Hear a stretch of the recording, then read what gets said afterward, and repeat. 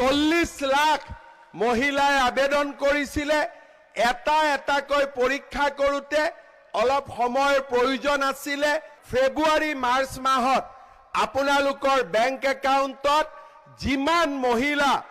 আত্মসহায়ক গ্ৰুপ আছে সকলো সদস্যাৰ বেংক একাউণ্টত 10,000 টকা জমা হ'ব এই প্ৰতিশ্ৰুতি মই আপোনালোকক আকৌ এবাৰ দিব খুজিছো 40 লাখ মহিলাই আবেদন কৰিছিলে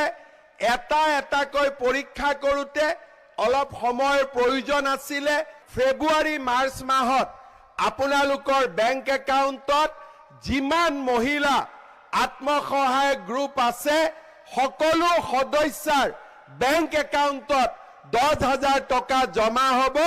এই প্ৰতিশ্ৰুতি মই আপোনালোকক আকৌ এবাৰ দিব খুজিছো 40 লাখ মহিলাই আবেদন কৰিছিলে